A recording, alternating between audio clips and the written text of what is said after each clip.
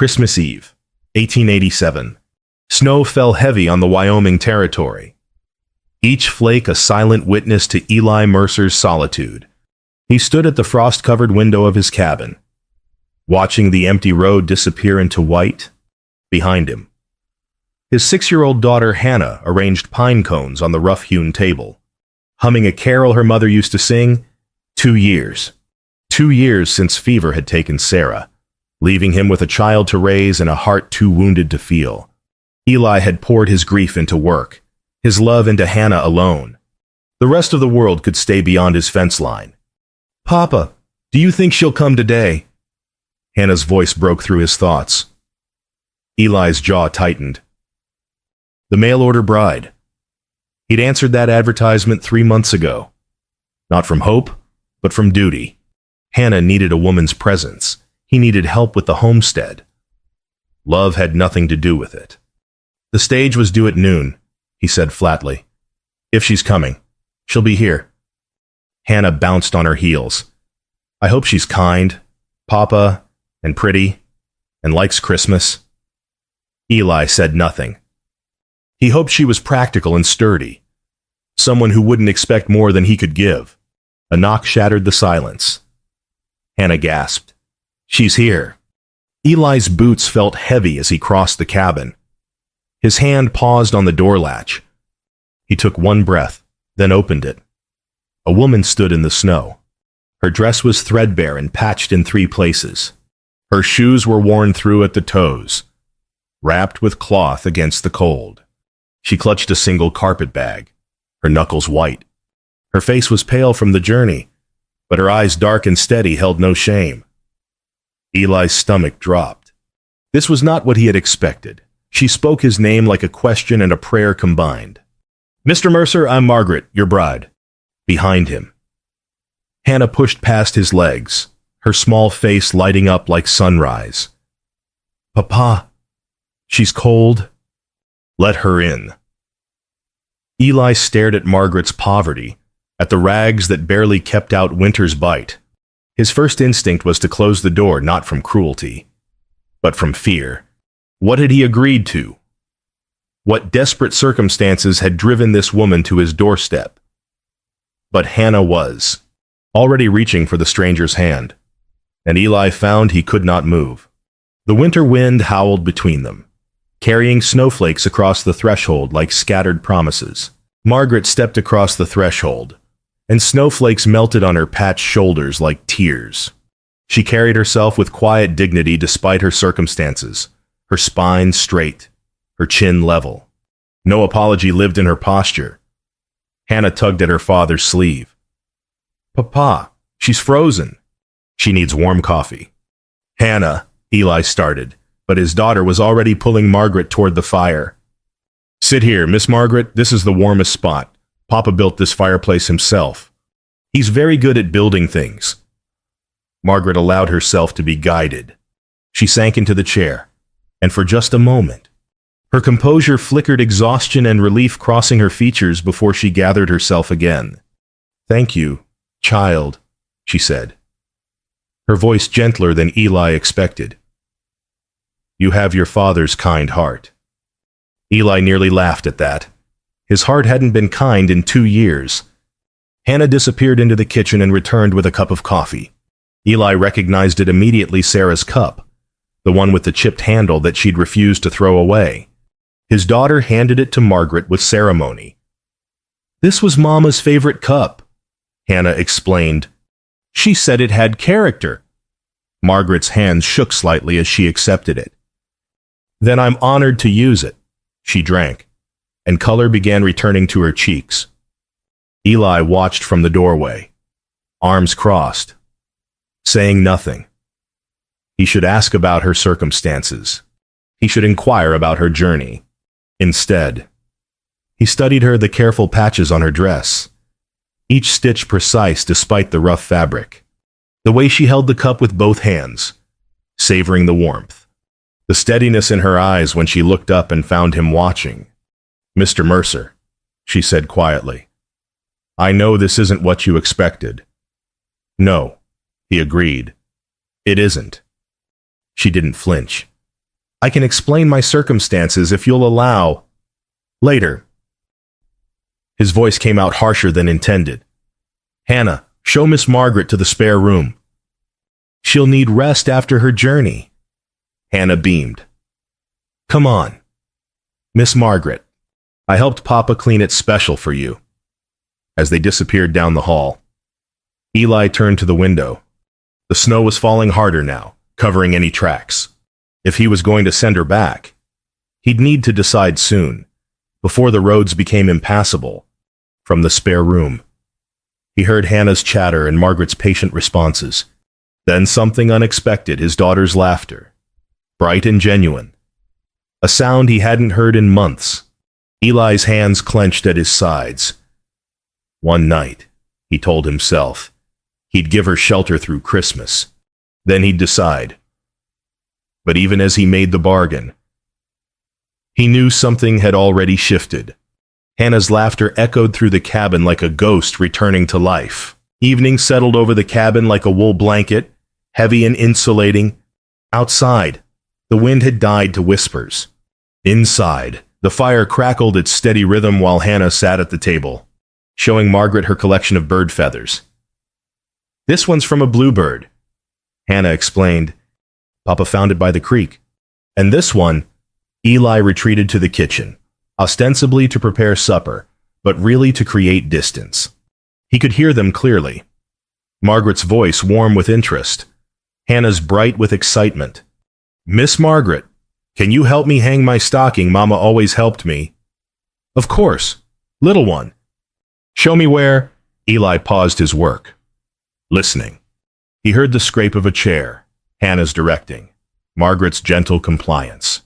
When he finally allowed himself to look, he saw them at the fireplace, Hannah on tiptoe, Margaret steadying her as she hung a small knitted stocking from a nail. There, Margaret said. Perfect. Hannah stepped back to admire it, then looked up at Margaret with the devastating honesty of children. Miss Margaret, can I tell you something?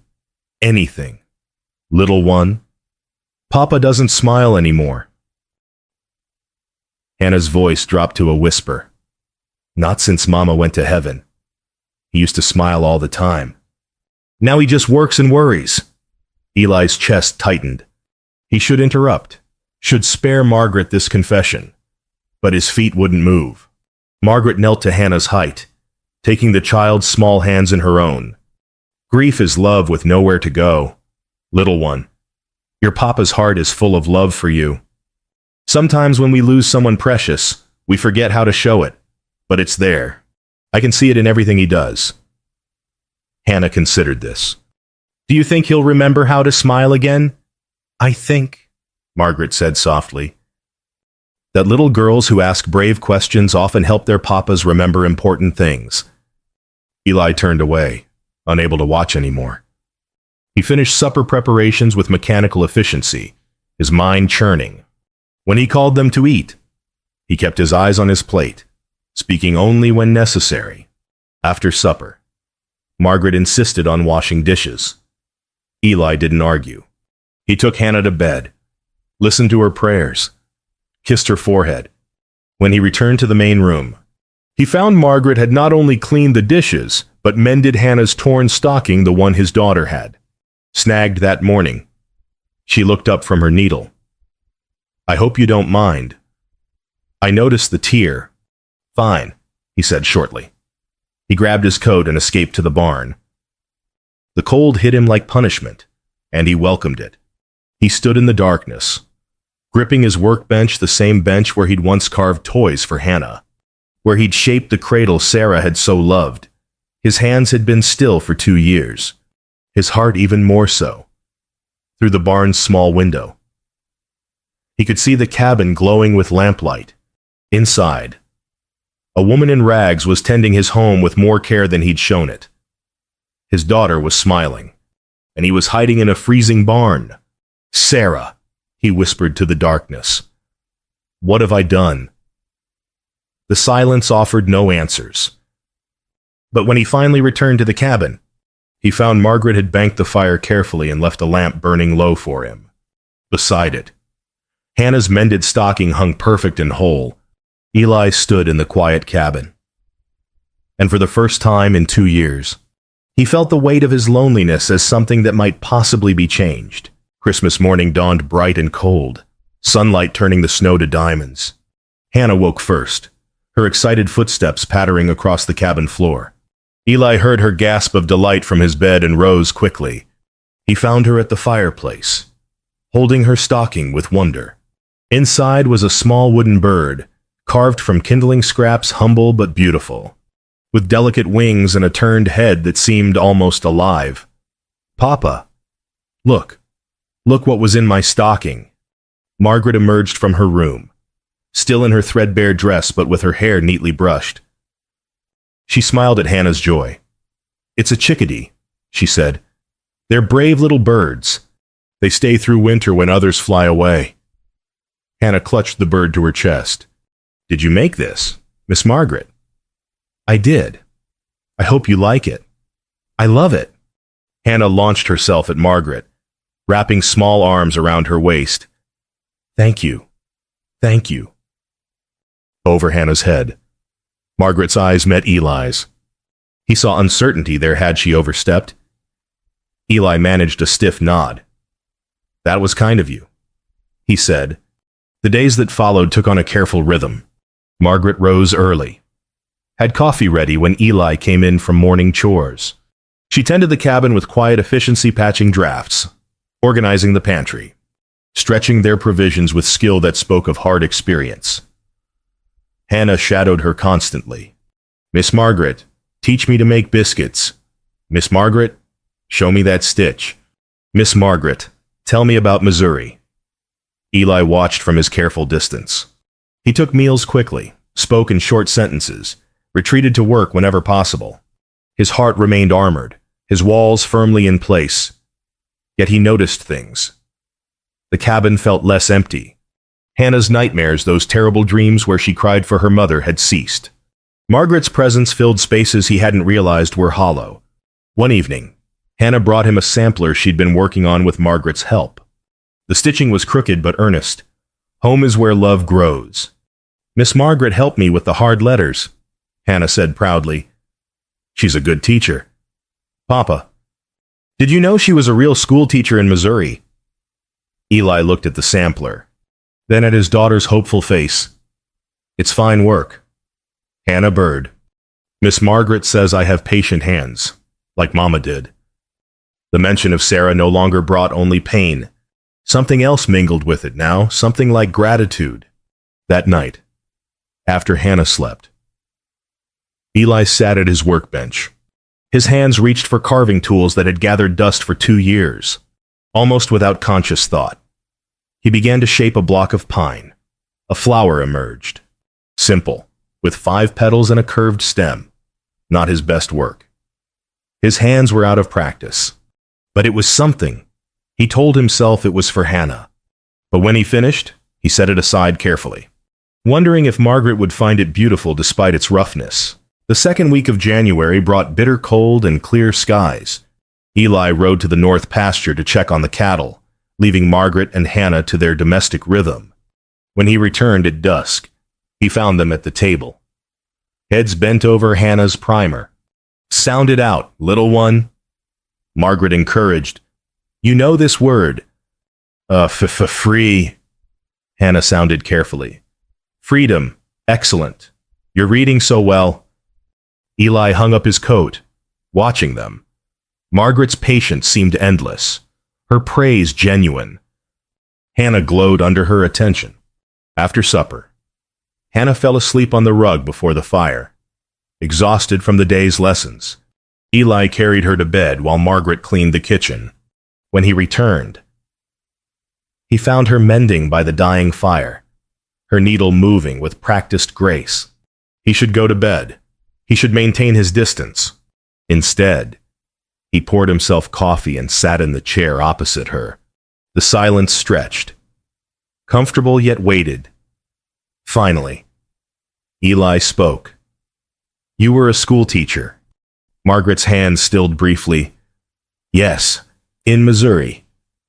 "How did you come to answer my advertisement in such He paused, searching for words that weren't cruel. Such poverty. She finished for him, no bitterness in her tone. He nodded. She set down her mending, folding her hands in her lap. When she spoke, her voice was steady. My father was a respected man in our town, a merchant. I was educated, taught school for 3 years. When he died last spring, I discovered he'd left nothing but debts. She paused, and Eli saw the pain cross her features before she composed herself. I sold everything, the house, the furniture, my mother's jewelry, everything to pay what he owed. I kept only my integrity, and the teaching position given to a married woman. A widow without family ties was considered unsuitable. She spoke without self-pity. No family remained to help. No prospects emerged. I saw your advertisement in the St. Louis paper. A widower with a child, seeking a partner for a frontier life. She met his eyes directly. I could have borrowed fine clothes, Mr. Mercer. Could have pretended prosperity to make myself more appealing. But I will not build a life on deception. You deserve to know exactly who stands before you, a woman who lost everything material but refused to lose her honor. Eli sat back, struck silent. She'd chosen honesty over advantage, dignity over desperation. His wife had possessed that same fierce integrity. That took courage, he said finally. More than most men I know. Something softened in her expression. Thank you for saying so. They sat in silence then, but it was different, less guarded. More like two people beginning to understand each other. The next day, Hannah fell while playing and cut her knee on a stone, before Eli could react. Margaret was there, calm, gentle, skilled. She cleaned the wound with careful hands, soothed the tears with soft words, and within minutes had Hannah laughing about her battle scar. Eli watched, his throat tight. This woman in rags possessed more worth than any he'd ever known. That night, he left the carved wooden flower on the kitchen table. In the morning, it was gone. He found it later on Margaret's windowsill, catching the winter light. Neither of them mentioned it. But something unspoken had passed between them, fragile as frost, but present. The third week of January brought Eli to town for supplies. He drove the wagon through snow-packed streets, his breath clouding in the bitter air. The general store was warm and crowded with townsfolk escaping the cold. He'd barely begun gathering supplies when Widow Carson descended upon him, her circle of gossips in tow. Eli Mercer, she cooed, her smile sharp as icicles. We've been wondering about you. Word has it you've taken in your mail-order bride. Eli's jaw tightened. I have. And is it true, another woman interjected, that she arrived in rags on Christmas Eve? No less. Her circumstances were modest, Eli said carefully. The widow clucked her tongue. Such a shame. A man of your standing. Eli, your Sarah was from good family. And now, well, she leaned closer, voice dropping to false sympathy. A proper woman would have had means. What kind of breeding produces such poverty? Her companion added. The girl must have been truly desperate. It's practically charity. What you've done? What will people say? The widow shook her head. And think of your daughter. What example does this set? Eli gathered his supplies with deliberate calm. But their words burrowed under his skin like splinters. He paid quickly and left, their whispers following him into the cold. The ride home felt endless. Their voices echoed in his mind. What kind of breeding? Truly desperate. Practically charity. He saw Margaret through their eyes, suddenly shabby. Unsuitable. A woman no better than a beggar. Doubt crept in like frost through a cracked window. Had he been foolish? Was he exposing Hannah to someone unsuitable? Pride, that old familiar poison, whispered. Its accusations. He arrived home to find Margaret and Hannah making bread, flour dusting both their faces. They looked up with matching smiles, and guilt joined doubt in his chest. Papa, we're making cinnamon rolls. Miss Margaret's teaching me her grandmother's recipe. That's fine, Hannah, Eli said flatly, and saw Margaret's smile fade. She sensed the shift immediately. Something shadowed her eyes, understanding. Perhaps she'd seen this before. He realized, the moment when social pressure outweighed personal conviction. Over the next 2 days, Eli withdrew further. He took meals in silence, avoided Margaret's attempts at conversation, stayed longer in the barn. The careful warmth they'd built began to freeze. Hannah felt it most. Her bright spirit dimmed, her chatter quieted. She watched her father with confused, wounded eyes. On the third evening, Eli stood outside Hannah's door, about to enter for her bedtime prayers, when he heard her trembling voice. Miss Margaret, are you going to leave us too, like Mama did? The question, asked in his daughter's desperate voice, cut through him like winter wind. Margaret's reply was gentle but strained. I'm here now, little one. I'm here. But even Hannah heard the uncertainty in those words. Eli retreated to the barn, his heart a battlefield. The widow's words warred with what his eyes had seen. Margaret's worth fought against society's judgment. Snow began falling again, heavy and relentless, mirroring the storm within him. Night deepened around the cabin. Eli sat in the barn, moonlight casting silver shadows through the small window. His father's old Bible lay on the workbench, Sarah's ribbon still marking a page from 2 years ago. He opened it with trembling hands. Sarah's handwriting filled the margin beside a verse. Her script neat and familiar. Worth is measured by character, not circumstance. Remember this, my love. His vision blurred. Sarah had written that during their first year of marriage, when he'd worried he wasn't providing enough. She'd always seen deeper than surfaces. His father's voice echoed in memory. A man's measure ain't in what he owns, but in what he's willing to give. What was he willing to give? The cabin door creaked, and faint sound drifted across the yard. Margaret's voice, soft and melodic, singing Hannah to sleep. The melody was unfamiliar but achingly tender. Eli rose and crossed to the cabin, his boots crunching softly on snow. He entered quietly, moving through the kitchen to the hallway. There. He stopped in the shadows. Margaret sat beside Hannah's bed, her threadbare dress clean and pressed despite its patches. Lamplight softened her features as she smoothed his daughter's hair. Hannah's small hand gripped Margaret's fingers with complete trust. Miss Margaret. Hannah's voice was thick with approaching sleep. Yes, little one. I love you. Please don't go away like Mama did. Eli's breath caught. Margaret leaned down and kissed Hannah's forehead gently. Hush now, little bird. I'm right here. Hannah's eyes closed, her breathing evening into sleep. Margaret stayed, still stroking her hair, humming softly. Eli watched, and everything became clear. This woman in rags possessed more worth than any fortune. She'd lost everything material and still chose honesty over deception, dignity over desperation, kindness over bitterness.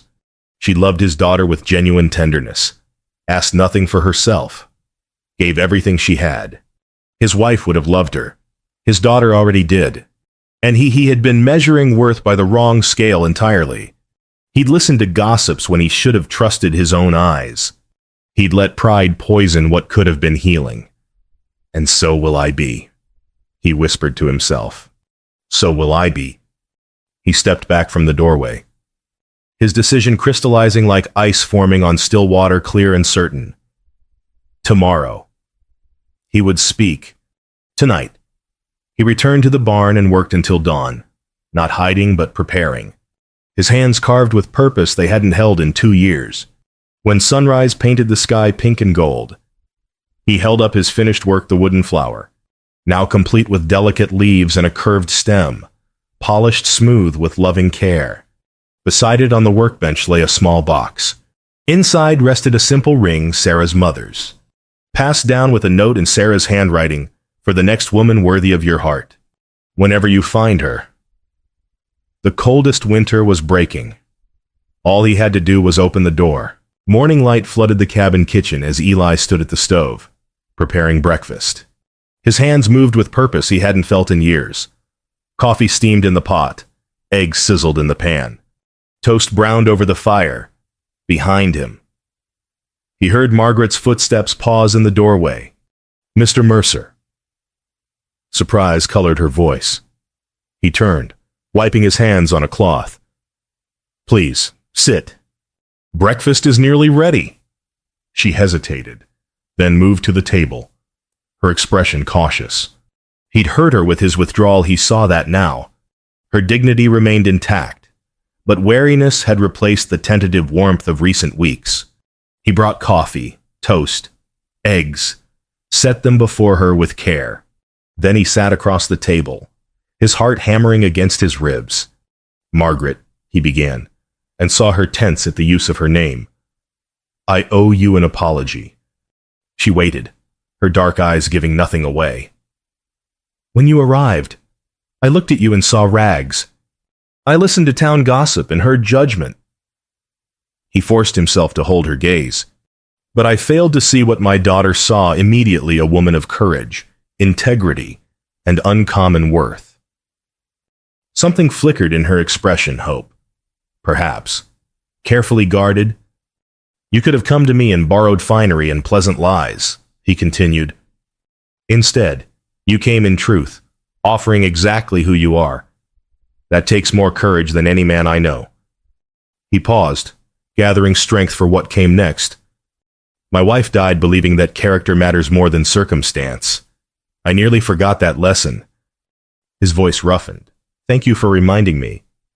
Margaret's eyes glistened, but she remained silent, waiting. Eli reached into his pocket and withdrew the carved flower, setting it on the table between them. Beside it, he placed the small box. I've watched you these weeks, he said. Your kindness to Hannah, your dignity despite hardship, your strength in facing judgment. I see your worth, Margaret, all of it. He opened the box, revealing the simple ring. This was my wife's mother's ring. Sarah left it with a note for the next woman worthy of my heart. Margaret's composure cracked. Tears spilled down her cheeks. I choose you, Eli said, his own voice breaking. Not despite your circumstances, but because of who you are within them.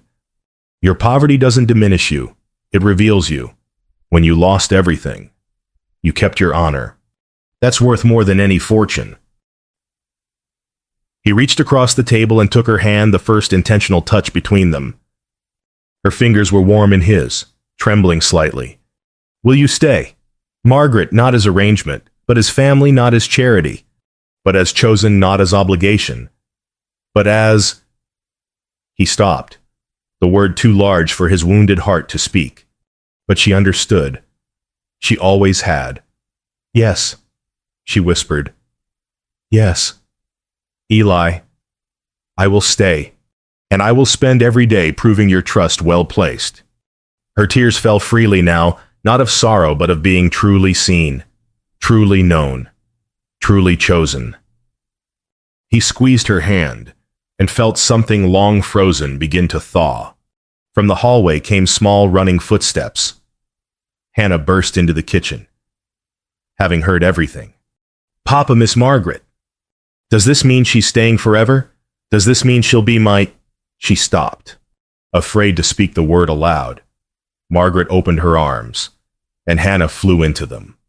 I'm staying, little bird. I'm staying. Hannah's sobs of joy filled the cabin as she clung to Margaret with all her small strength. Then she reached for her father, pulling him into their circle. Eli wrapped his arms around them, both his daughter and the woman he'd chosen. The three of them held each other while morning light streamed through the window, illuminating them like a benediction, for the first time in 2 years. Eli smiled, and his heart, so long armored in grief, began to beat with hope again. Sunday arrived cold and clear. Eli helped Margaret into the wagon, Noting how she wore her threadbare dress with quiet dignity, he'd offered to buy her new clothes, but she'd declined. "Let them see who you chose," she'd said. "Let there be no deception." Hannah sat between them, holding both their hands, forming a bridge. Eli flicked the reins, and the horses moved forward toward town. At church, the congregation turned as they entered. Eli felt the weight of their stares, heard the whispers begin. He squared his shoulders and guided Margaret and Hannah down the aisle to their pew. After the service, Widow Carson approached, her smile fixed and false. "Eli, dear," she cooed, "so good to see you. And this must be Mrs. Carson," Eli interrupted, his voice carrying clearly. "I'd like to properly introduce my intended wife, Margaret."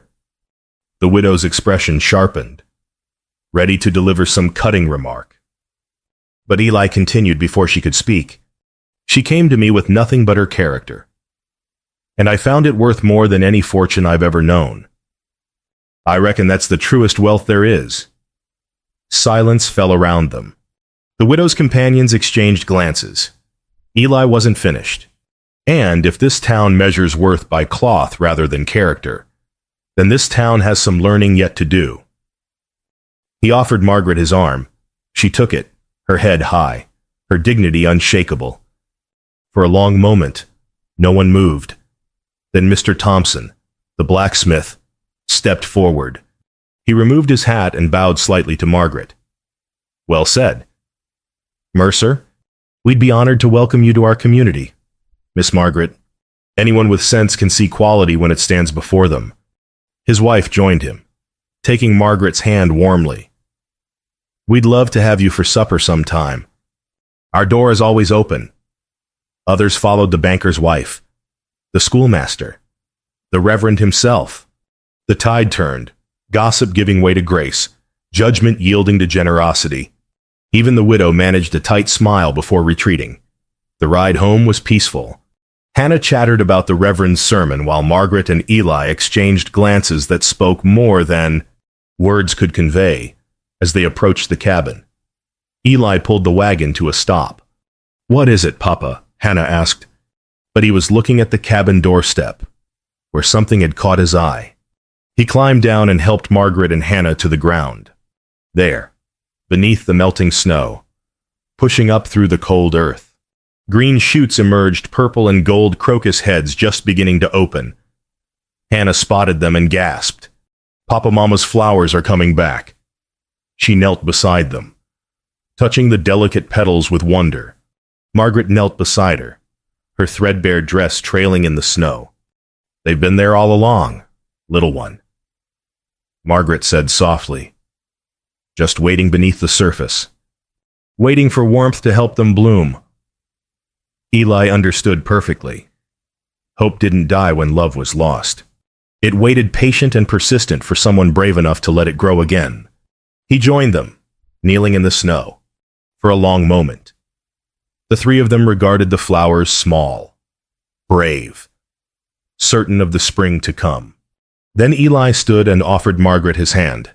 She took it, her eyes meeting his with a trust that humbled him. "Welcome home, Margaret," he said. She rose, her smile radiant despite her poverty, beautiful because of her worth.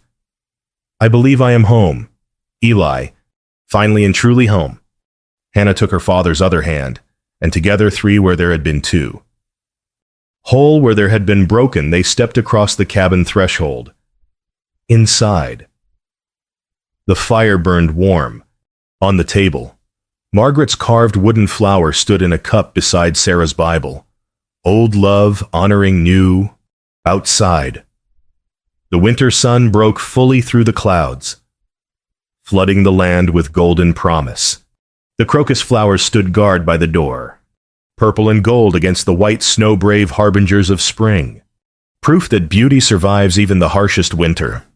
Through the window, three silhouettes moved about the golden-lit cabin: father, daughter, and the woman chosen not despite her rags, but because of her radiant worth.